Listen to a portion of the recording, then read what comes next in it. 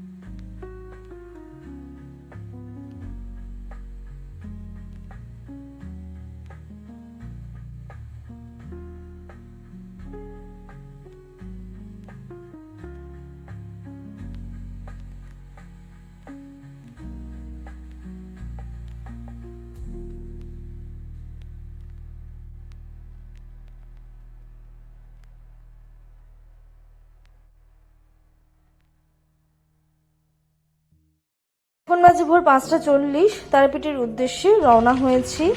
প্রথমে এলাম Sealdah station. Sealdah station থেকে হাওড়াগামী বাসে উঠেছি। এখন এটা রবীন্দ্র সেতুতে উঠে গেছি, আর কিছুক্ষণের মধ্যেই হাওড়া স্টেশনে ঢুকবো।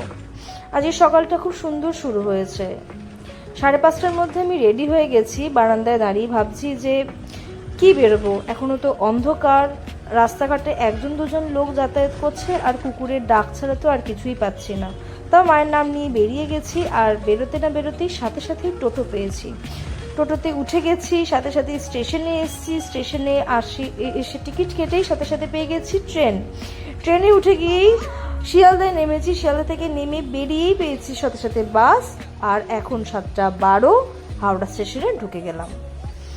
এরপরে এতক্ষণে আশা করি আমাদের বন্দে ভারত এক্সপ্রেস প্ল্যাটফর্মে দিয়ে দিয়েছে।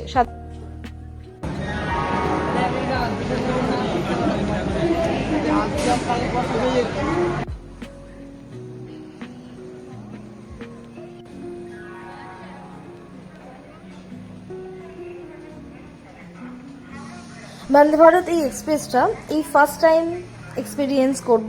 বেশ এক্সাইটেড এটার জন্য যে বন্দে ভারতে যাব। বন্দে ভারতে 2 রকমের সিট হয়, একটা হচ্ছে চেয়ার কার আর একটা হচ্ছে ইকোনমি ক্লাস।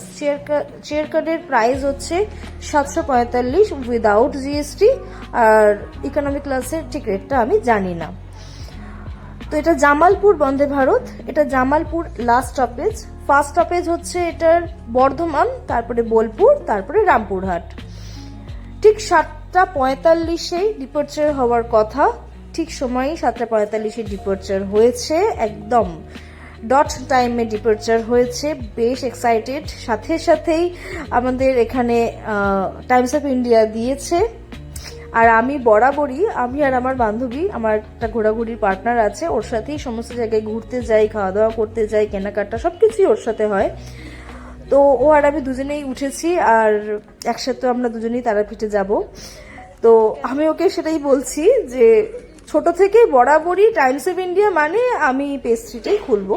মেন পেপার আমি কোনোদিনও খুলেছি বলে তো আমার মনে পড়ে না। তো আমি আজকেও সেটাই করেছি, পেস্ট্রি খুলেছি।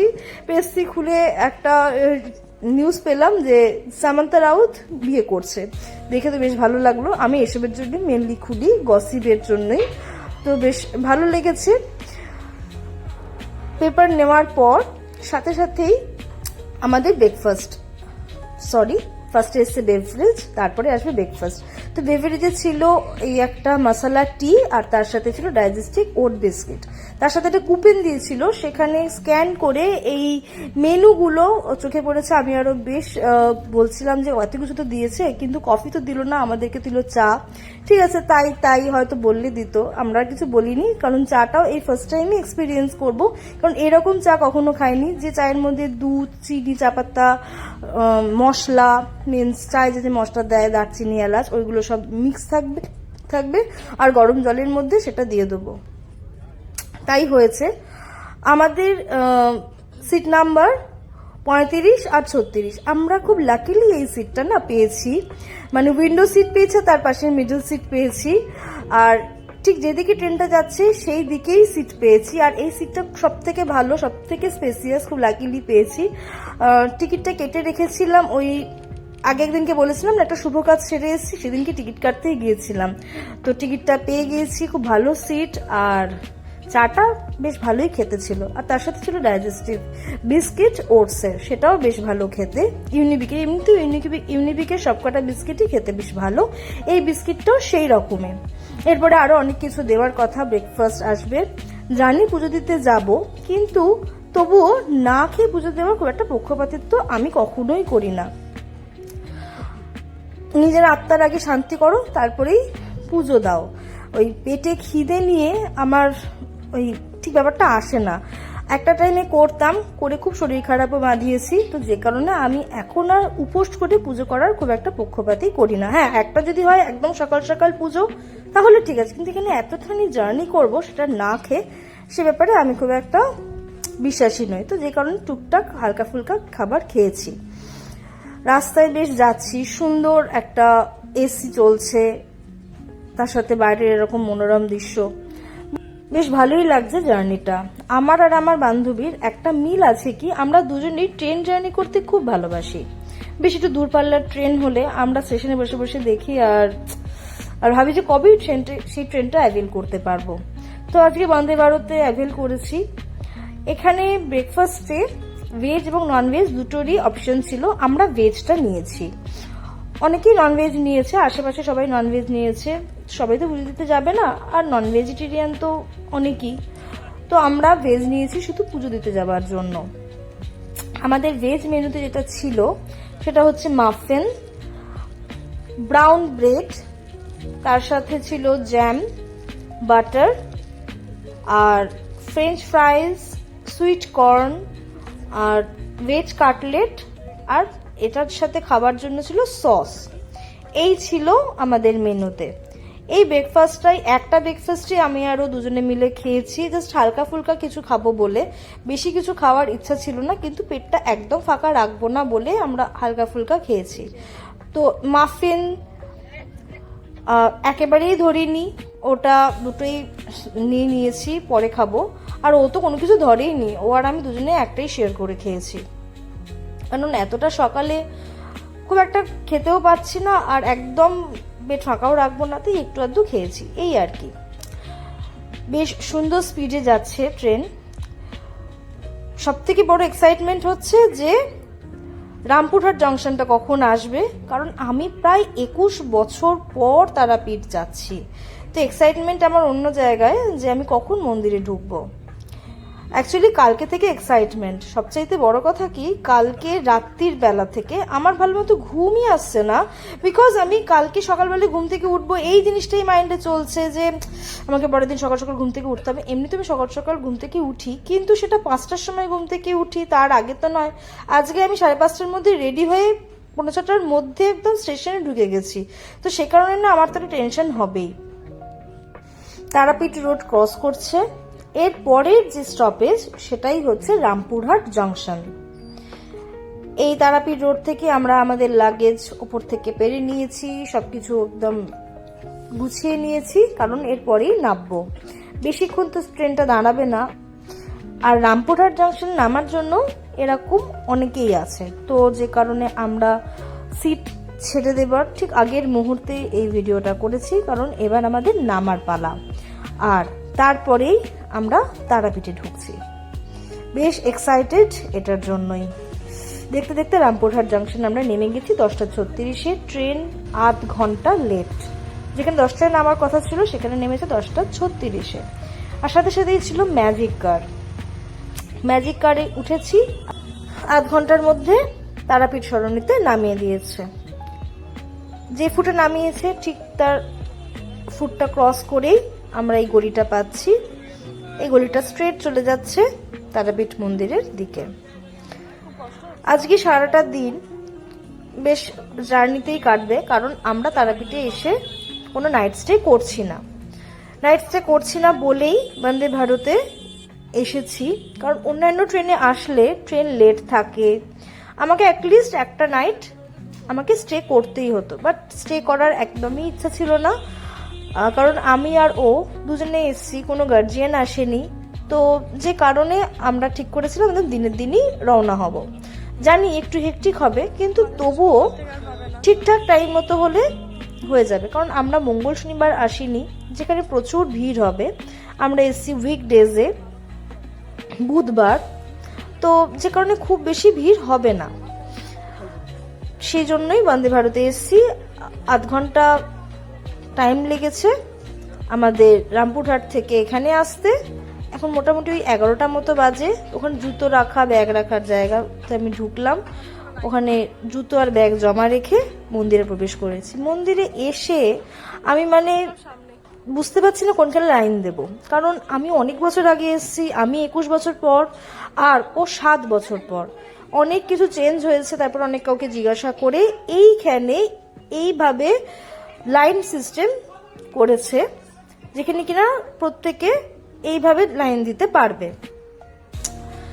সুন্দর, খুব ন্যারো জায়গাটা, কিন্তু বসার জায়গা রয়েছে, কষ্ট হলে বসে পড়তে পারে যদি খুব ভিড় থাকে। এখন খুব একটা ভিড় নেই, বেশ তাড়াতাড়ি দৌড়ে যাচ্ছি। সামনেই আছে আমাদের এই মোবাইল জমা দেওয়ার জায়গা। মোবাইলটা জমা দিয়ে দিলাম, আর তারপরে আর কোনো ভিডিও করতে পারিনি। পুজো টুজো দিয়ে এই নাট মন্দিরে বসেছি। নাট মন্দিরে বেশ খানিকক্ষণ আমরা বসেছি। এই সময় আমি ব্যাগটা ভালোভাবে গুছিয়ে নিচ্ছি। সুন্দর পুজো হয়েছে। এখানে একজন পান্ডা আমাদেরকে চয়েস করেছে, আমরা চয়েস করিনি, কারণ কোনো পান্ডাকে দিয়ে পুজো দেবো সেটা খুব একটা ইচ্ছা আমাদের ছিল না। ভেবেছিলাম ওখানে গিয়েই পুজো দেব। তো যাই হোক, চয়েস করেছে, আমরাও সেখানে গিয়ে পুজো দিয়েছি। খুব ভালোভাবে দর্শন হয়েছে, মাকে ছুতে পেরেছি। অনেক এক্সাইটেড ছিলাম মাকে দেখবো বলে, সেটা পূরণ হয়েছে, বেশ ভালো লেগেছে। তারপরে বাড়ি ফেরার পালা শুরু।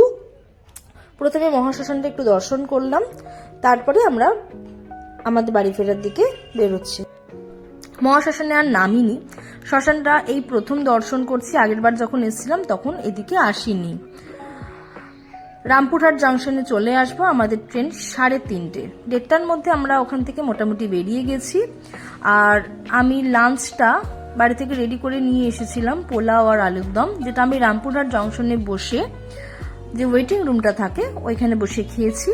আর 3:30 তো বেজে গেছে, প্রায় 3:45 মতো বাজে। ট্রেন অ্যানাউন্স করেছে ট্রেন আসছে। আমাদের বগি হচ্ছে D2, 21-22 আমাদের সিট নাম্বার। একদিনে যাওয়া একদিনে ফেরা, বেশ এক্সাইটেড। এবার ফেরার পালা। পুজো তো দেওয়া হয়েছে, সকাল থেকে এখনো অবধি খুব ভালো কেটেছে। কোনো জায়গায় কোনো ট্রাভেল নিতে হয়নি, মাত্র আধ ঘন্টায় পুজো কমপ্লিট হয়ে গেছে। তারপর নাট মন্দিরে বসে বেশ টাইম কাটিয়েছি। তারপরে এখানে আসা বেশ ভালো লাগছে। রামপুরহাট জংশনেও অনেকক্ষণ টাইম কাটিয়েছি ওয়েটিং রুমে। এখন ট্রেনে উঠে গেছি। আমাদের টার্গেট হচ্ছে অ্যাটলিস্ট দেরি করে হলেও 9টার মধ্যে যেন বাড়ি ফিরি। 9টা থেকে 9:30, তার বেশি রাত যেন না হয়। ওই জন্য 3:30 সময় যে ট্রেনটা হলদিবাড়ি সুপারফাস্ট এক্সপ্রেস সেটা বুক করেছি। এটা মোটামুটি আমাদেরকে 7:40-এর মধ্যে কলকাতা স্টেশনে নামিয়ে দেওয়ার কথা।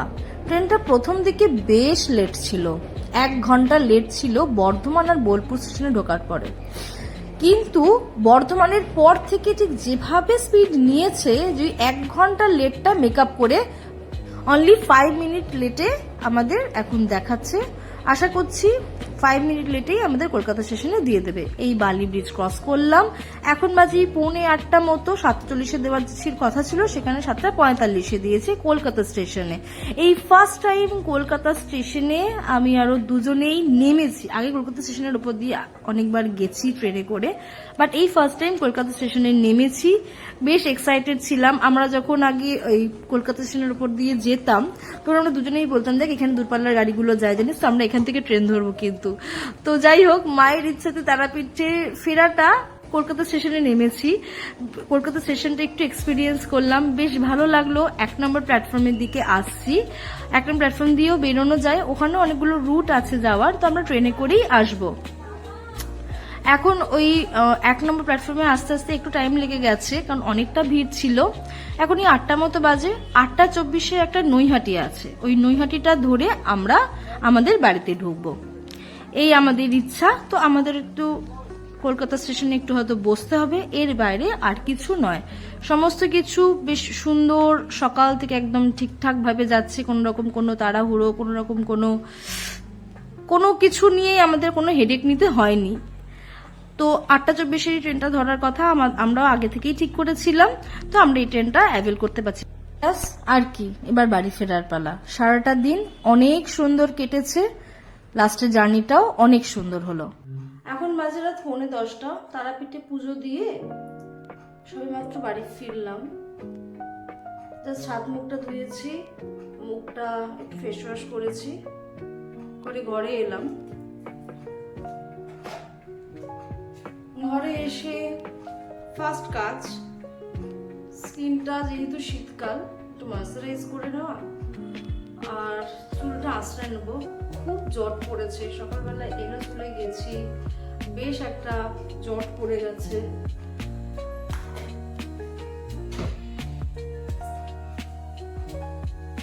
যে কারণে চুলে জটটা ছাড়াবো আর